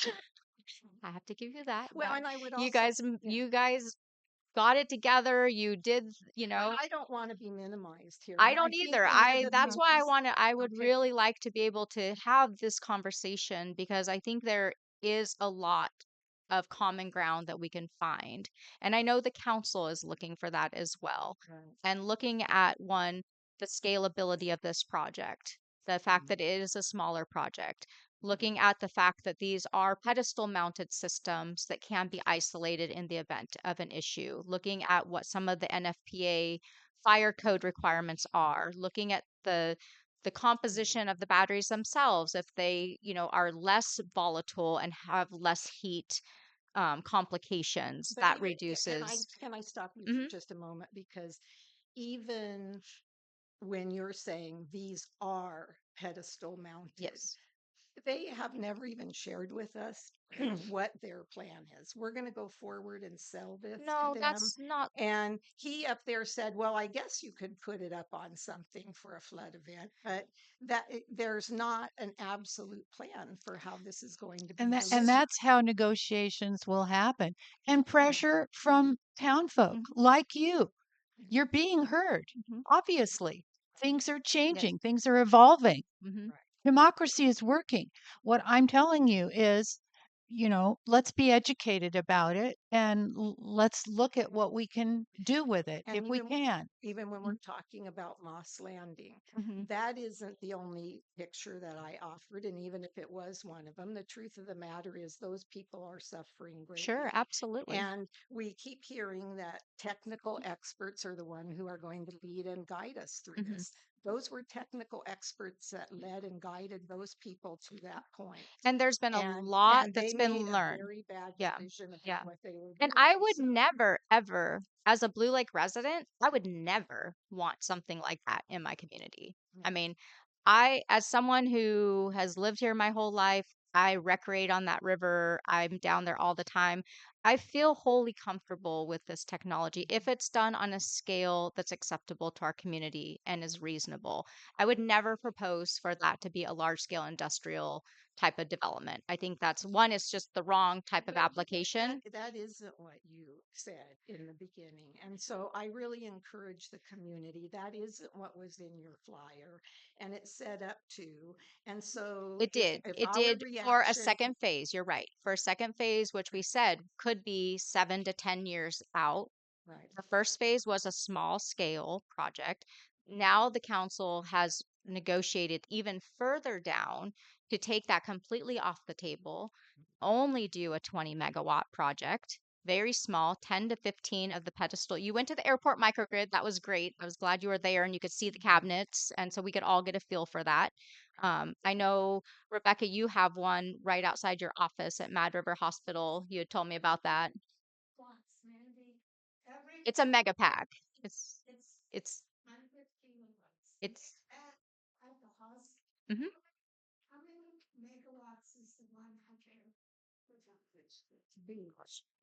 Well, I just, I sorry. guess I just Okay. encourage us to really be able to Well, look I at would it. like, Yeah. and I just want to offer to both you and Rebecca, if you want to come over and we can talk more about it and I can get you more information and we can clarify it, because I think it's important to be able to answer your questions. And if we can find an area where we can find some level of comfort with the project, we may not agree 100%, but if we can get to a better comfort level, I think everyone can go at this in a better way. And we can, I mean, I think your push has helped us to refine this project more.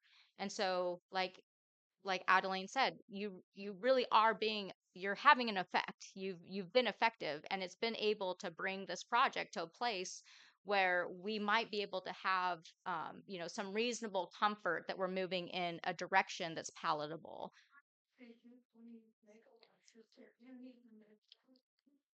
They absolutely can make money off of it. Okay. I don't want to be here till 12:30 a.m. So I'm how did that happen? And just to let you know, My 2 minutes. they were that long back when Alex Every was. project you listed in here was the same talk about misinformation that you gave us the first time. These are not any comparison to even 20 megawatts. That Okay. All right. it's you. not the same thing. You're Yeah. talking that it's not the same thing. It's not even the size isn't the same thing. You just said there's no water intrusion. These are all vents. Hmm. You can't make these waterproof. You can't make them waterproof. You can't put them in waterproof containers. So you keep saying that. Well, we can make them where no water can intrude on them. That is not a possibility. Because if you may put them in airtight containers, they would explode. That's just a fact. You keep talking about this renewable energy. All they're doing is putting power in and selling power back and forth to PG&E. It's going on the grid. It's Hmm. not going to our homes. It's not doing any of these things. It's just an in and out system. It's not renewable energy. It's just grid energy. That's what it is. It just talk about misinformation. Moss Landing, the last 300 building they put in there was 2024. It's not old technology. It's just lithium technology. And you keep trying to make it sound like this company is going to come in and put what you want in there, and they are going to put what they want to put in there. And then I present to you. So you keep saying with no proof that this interconnection can only put out. First, you told me 12.5 watts, megawatts. And that's what you told me that day down there. That And was the original project was 12.5.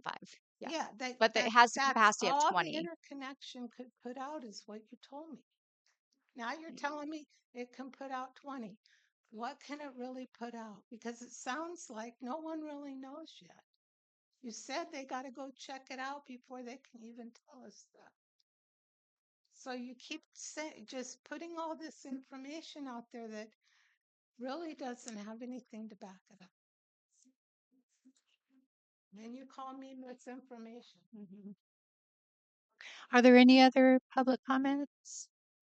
Kitman and then the lady behind you. Kit Man, like Mandy said, I've been on the Citizen Advisory Committee for RCEA for since 2016, since the beginning of the Community Choice Aggregate Program.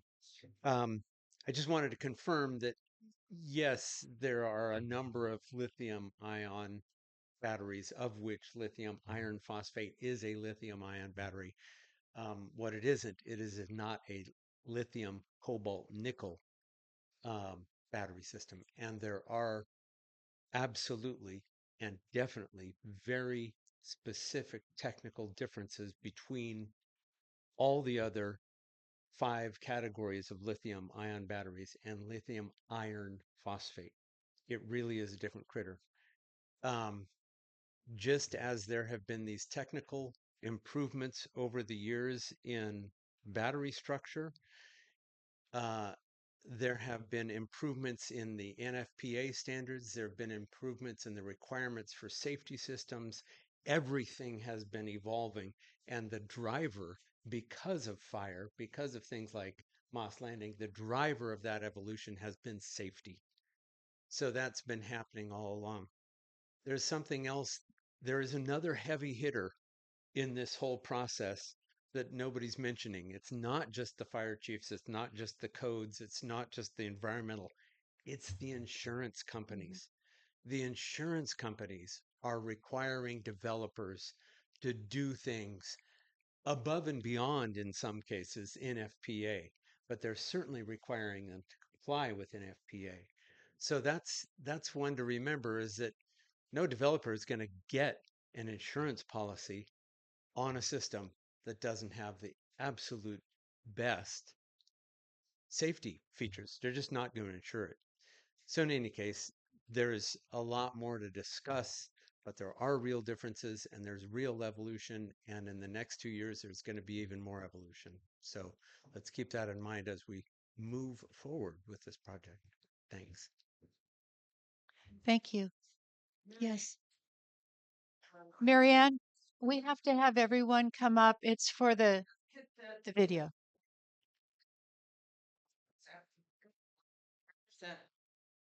However, this will be a big project because no huge company from Houston is going to come in here and build a project that isn't an absolute lockdown, huge facility with lock gates and everything else, and a security guard, apparently, probably with a gun. And that's great. However, I think that, Mandy, you've lived here all your life. And I think that that transfer station is a huge asset for the city, a huge asset. And to throw it away, to take that cow, trade it for a couple magic beans from an outside company, it's going to be the mistake that this town makes for a decade or more because you've got a huge asset over there. And if you give it to a company from out of town, you'll have no control. And you said that. You in fact said that in your first couple sentences that the city's going to have nothing to do and lease options in that. I'm just going on big picture here, but if you take your hands off of it, you're not going to have any control. You think you're going to have your little RV park. Good luck, because that's not going to happen. Because I'll tell you what, huge companies, you know what I know about them? They don't pay taxes. They do whatever they want. and they're going to do whatever they want to this town once they get in here. Okay, so think about that.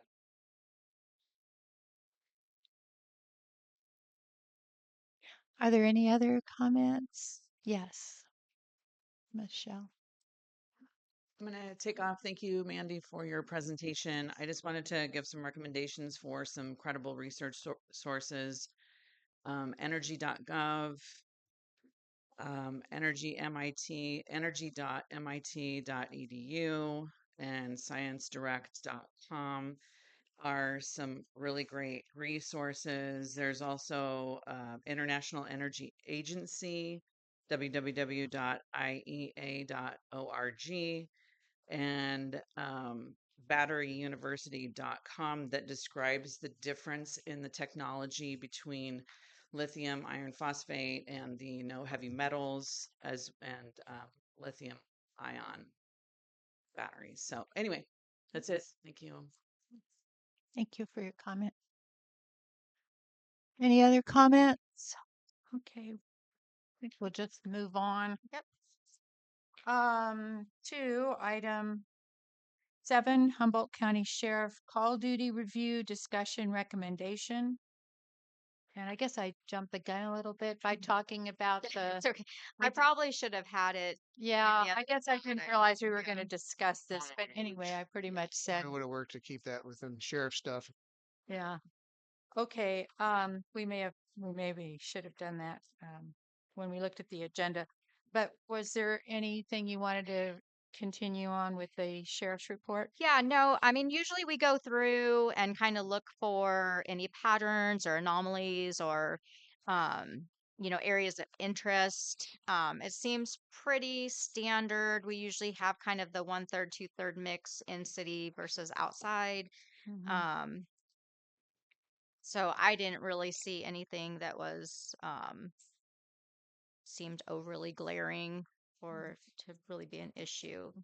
But I honestly didn't spend a lot of time looking at it. So if you guys have any comments or any concerns, we could discuss that. Well, I do wonder, um, do things get worse in the summer or do they get, I mean, we're in the winter time and people maybe are staying in more. I mean, is there more of a problem when it's lighter later um, and there's more daylight and more problems that way or more Honestly, people coming through? yeah, I mean, it seems like it's kind of a consistent mix when we look at, there's definitely some very consistent addresses that I see all the time that I'm aware of, that are, have a certain level of activity associated. Um, a lot of them, when you look, if they're just CAD docs, they're usually just patrol check type stuff. Um, some of them, like I look and I can see, if it's transferred to medical. Those are ones like, they transfer those to us to the fire department, so we respond to those. Transfer to CHP will be because it's up on the highway, so it seems fairly kind of run of the mill, Okay. like what we normally experience. I haven't seen one of these in a long time, so it was kind of exciting to see one again. Are there any questions or comments from the commissioners? Um, I think that having, if you can get an isolated report that just shows within the city limits would probably be very helpful. But I think that the incident reports that are from the surrounding area are uh, pertinent in that you can use that also to track activity that might be going on if you have roving thieves and or that sort of activity, drug-driven crime, where you have thefts and whatnot. You might see more of a pattern that you might miss if you're just looking at within city limit stuff. But yeah, definitely having an isolated city report is I think would be valuable. Well, we got that one, I forget what month it was for, December maybe, or because I made a comment in November. Lisa and I had a little thing about it, and Yeah, there was a discussion about the report, and the sheriff did produce one that did isolate Blue Lake. So I'm not sure why they've gone back to the other format, but I can reach out to them and ask about that. So I'll do that. Yeah, we could request that from the sheriff. Maybe that his next report indicate when things are outside of the city limits Okay. Yeah. for Thank information. you. Okay, opening up. Are there any other questions or comments from commissioners? Opening up to public for discussion, Mr. Swansky.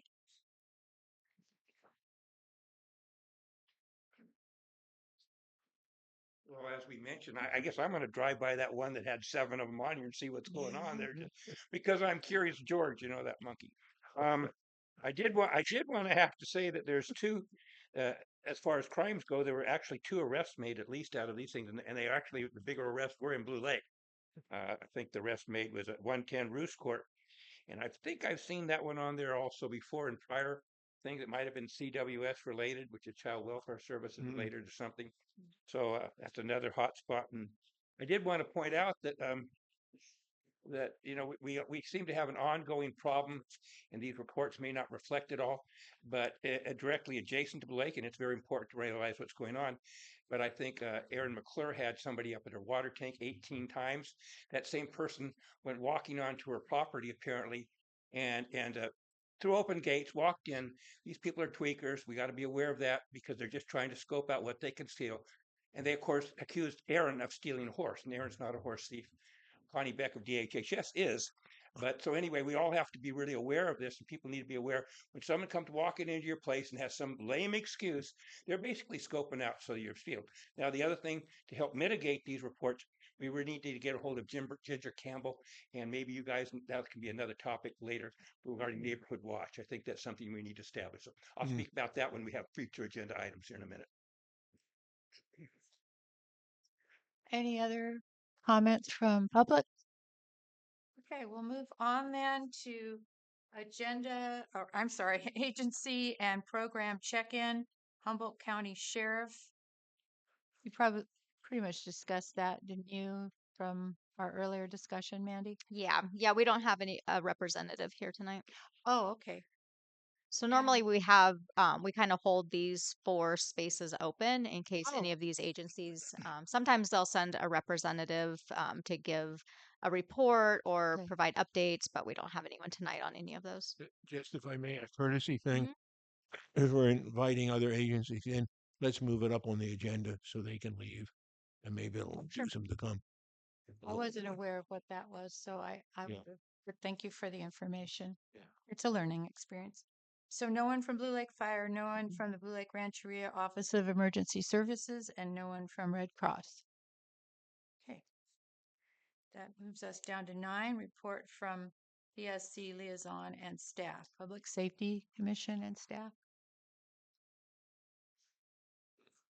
I don't think so. Oh, you're the I'm the liaison. council liaison Oh, okay. to the Public Safety Commission. Right. And I don't have a lot to report. I think that everybody in this room is well aware of what's going on with the council right now.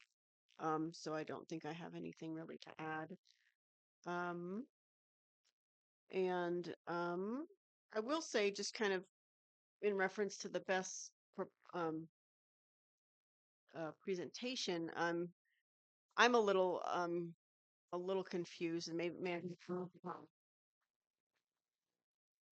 my understanding is that the original exclusive negotiating agreement is still in place, and that did include a possible future development of up to 100 megawatts. So that proposal was taken off the table, and a revised proposal, that the revised proposal is what was brought back to council for just the 20 megawatt, just the 2 acres. And that was what was brought to you for consideration. So that replaced, you're saying that that initial negotiating agreement we signed in Not December not has the been agreement, replaced. the proposal itself. Your exclusive negotiating agreement allows you to negotiate an option. And so the option has gone through a couple iterations through negotiations and discussions and more investigations of the project. So the first proposal through that process was looking at the 6 acres. Now, what was brought to you most recently for consideration was just the 2 acres, the 20 megawatt cap. Right, but it does that not have a second option No, for a second 4 acres? no, that was taken off out of the option agreement. Okay, well, I'd love Yep. to see that what that contract looks like now, because that's kind of confusing. Well, Um, that's what staff was asking council to give us direction to develop option. So those were the parameters of the option that was being proposed, and staff was asking for direction to finalize the development of the agreement for you to review. with an accelerated timeline, but since we said Mhm. no to that, doesn't that not fall back to the original ERN? The ERN is the ability to negotiate. It's not a specific proposal. So the ERN gave us the ability to move forward with looking to vetting a proposal and bringing a proposal. So staff's proposal that we'll be bringing forward is the 2 acre option, but not through the accelerated timeline. So it'll probably come to you at the March 25th meeting for you to look at. Okay. The direction that we received was continue to draft the option, but not to bring back at the accelerated timeline to give time to work through it. Otherwise, we needed special direction to be able to try and turn around an option agreement in a week. So, and the council didn't want to have to be able to be up against that timeline. So we're working towards the end of the month for your March 25th meeting for consideration. So it's not on an expedited timeline. And at that point, you could direct staff accordingly at that point as well. I see. All right. Thank you. Mhm. Okay, that was our Public Safety Commission liaison from the council, Councilperson Scafani, and then staff. Did you have any additional staff Not reports to really. I give? did want to just point out there's a couple of exciting things happening with the bike park. Redwood Coast Mountain Biking Association is doing um, like a feature documentary release. I believe it's on March 8th, if that's Saturday, at Yeah. Arcata Theater Lounge. It is a fundraiser for both the Blue Lake Bike Park and the McKay Tract. And they have been working for a number of months with a film producer to document kind of the whole history of how RCMBA got started and how biking has just evolved in the communities, and featuring the Blue Lake Bike Park and all the volunteers coming together, and just the city's vision and dedication to biking in our community. So I think it's going to highlight Blue Lake on a lot of different levels. It's super exciting. I've heard that they may have been invited to a film festival. So I think it's going to be a really good showing. And if anyone can go, like I said, it is a fundraiser for the bike park. And I think you have to get your tickets soon because I heard they've already sold like 300 tickets. So that is coming up this weekend. Thank you. Any other items on number 9? If not, we'll move on to 10, future agenda items. There had been some discussion in the past about having a four-way stop somewhere on I Street.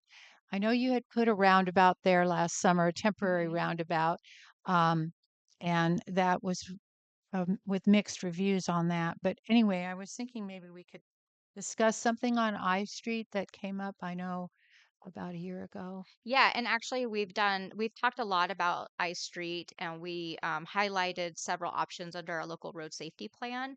And those are some of the spring summer projects that we're hoping to implement this year. Okay. I Street is at the top of our list. It's a huge straightaway. It's got the tot lot by it. So Yes. there really needs to be some real emphasis put on that. We did receive a small grant to do an engineered actual roundabout that could then also be applied in different areas of the town if feasible. So that's something we're working on. We've talked about on I Street also maybe doing some intermittent parallel parking just to kind of break up the road landscape a bit. And we did look at a stop sign, the four-way stop, but we don't have the warrants really to support it. So there's some concerns on the engineering side of whether we would be assuming some liability in the event that there was an accident there. So, but we are definitely, that is like the number one project, that in uh, G G to Hartman, by the post office. Those are our two priority projects right now. Maybe we could have a little Yeah. more in-depth report on Absolutely. that, just to keep up to date. I would like Commissioner Ricka? I would like to have a monthly update on the fencing around the industrial park. I think that's a major issue, and I think that, you know, get that so, and hungry dogs, big hungry dogs, that's always good too. Commissioner Hills, did you have anything you'd like to put on the agenda? Citizen mentioned, or I think possibly Kent mentioned, neighborhood watch programs. Mhm. I would like to see some discussion on that and what it would take to put these together, and how they'd be organized based on the regions of the city, and or where they would be most effective to help supplement law enforcement response and help direct law enforcement response, rather than seeing stuff posted on Facebook and hoping the sheriff shows up. So we've had Ginger come in several times through Public Safety Commission just for Yeah. the commission's information, and we have not been able to really get Neighborhood Watch to take a foothold. We've done a lot of outreach, we've done tabling, we've done events at the town square with the deputies and Ginger, but we just really have not seen a real interest in Neighborhood Watch. I think a lot of people get their information via phones and different avenues, and they just don't seem to want to have that same level of interaction that Neighborhood Watch requires. So we've really struggled trying to get that program to take hold. We do have pods in the community; those have been really successful. But Neighborhood Watch has not been something that we can bring it back again. We're happy to do that, but I know Ginger's been really frustrated through the Yeah. process because it Well, just really hasn't we taken should off. continue to try. I've seen interest in Neighborhood Watch on social media, Hmm. and so we should definitely throw it Yeah. out there and see if I we would can think that the see structuring if of we it, can actually actually connect those people Yeah. with with the Neighborhood Watch, and perhaps get something going. Hmm. Certainly worthwhile. If the resource is there for us to use, then we might as well use it. Alex, what did you want to say about oh, the pods or Neighborhood Watch? successful uh, community programs need to have a follow-up where the people who are neighborhood watching have, there has to be something that feeds back into their effort. Hmm. And so that will be an interesting thing to pursue. If we can develop that, we have a chance of doing that self-policing, which Right. is always helps the community. Always. Right. Yeah, and perhaps a either maybe not a council member, or perhaps one of the members of the commission could be a Neighborhood Watch, essentially a Neighborhood Watch liaison. Kind of head the program, and Yeah. keep Yeah. interest, keep a list, and Yeah. contact people if we actually get people Or that somebody want in it. neighborhood watch will Right. assume that. And but I think thinking where you have that feedback built into the organization from the beginning will help. Right. Yeah, you So have to have but that's buy-in for a future discussion. Absolutely. You have to from the have the people. people You have to have first. buy-in from the people. But there are young people now that are moving into houses that weren't here a few years ago. So we might want to look at that again. I'd be happy to contact Ginger and ask her if she can come and do a presentation at our next meeting. Yeah. Uh, I I would like the commission to get some idea where we're going. Okay, so we then can provide some um, cohesion to somebody coming in. I don't know who you're asking, who you're suggesting. Ginger is the Campbell. sheriff's coordinator of Neighborhood Watch. Yeah, she's very well known. But I mean, do Oh. you think that's too, is that the cart I before would the horse you're kind of worrying I about? Or what is that? I would like us, the commission, to get some idea of the direction we want to go first, so that there's that cohesion among us, And then we get somebody coming in, that's how we take that and expand it and so on. But if we don't have that, then it's gonna fall apart. So I would ask that we withhold it maybe for a month, you know. Sure, Let us get to the April meeting of course. Good. and Sounds good. try to have that discussion, see where we come up with, Hmm. and then proceed.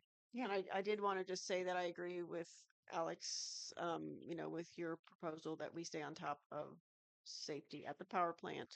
And I think that the council would also agree that, you know, that's a priority. So, Thank you. however, the commission, you know, wants to talk about that and how we go forward. Yeah. You know, I Well, think I'd the like to, council's looking for you know, would certainly be open to anything you guys would want to. well, I'd like to thank everybody who came for tonight. I thought it was a very interesting meeting. Yeah. And I Thank you all. think there was forward motion, going through most every subject. So thank you. Thank Yeah. you. And we still need 2 commissioners if anybody's interested, or you can reach out to people. Last word to Ken Swansky. Oh, okay. If it's open to public comment, I'll take We're on future agenda items and and announcements. that's what I'm on. Okay. Okay. So, strongly support, and I attended the meeting, and I don't think you're going to have any problem with the warrants actually having that four-way stop. We put those signs all over Blue Lake without warrants. Stop, four-way stops, just they're everywhere. Um, and we definitely didn't want a roundabout. That was the discussion.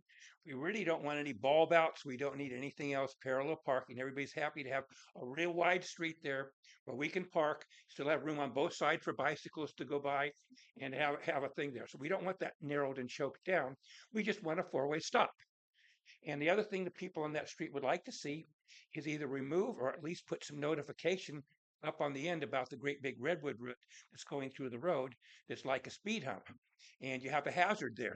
That thing either needs to be at least notified that there's a hazard there. A lot of people like myself, we go in the other lane to get around it. We just swerve into the other lane because it's such an obstruction in the road there. That's up by Blue Lake Boulevard, right at the far end, right across from where the laundromat is. So anyway, you drive there, and then strongly support everything else doing. Ginger Campbell is a friend of mine, and she came and made things. She did not feel she was supported by staff in her efforts. And so hopefully we can get her to come back and let her know that we are, after you do your due diligence, take a month and talk about it, whatever. But I strongly feel that that neighborhood watch would be a great benefit. It can be in conjunction with pods or whatever you want to have. But the person who did the design work for our entryway, where we have all our bulbs out and things, he said that's one of the most important things you get from the people because they all participate, they camaraderie together, and then you get buy-in for projects. I mean, we hear about a project, then everybody can talk about it, and that's how we stay safe. I mean, it's coming down to the point where everybody's going to have to protect themselves. Have neighbors looking after each other. I'm off on vacation.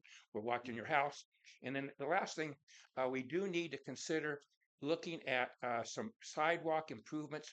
There's certain places that are a safe route to school, like on First Street there, where there are no sidewalks. And I think that when you have a safe route to school, you should have a sidewalk. And there's a few other things in the way there. But you're going to get an argument for me on that. Pardon? Okay. You're going to get an argument for me on Well, that. we're not, I know. this is, He- know, he's the- we're he's gonna the guy who put has to some pay for the things- sidewalk that doesn't have a front of the house. we're going to put I don't things need on the sidewalks. agenda.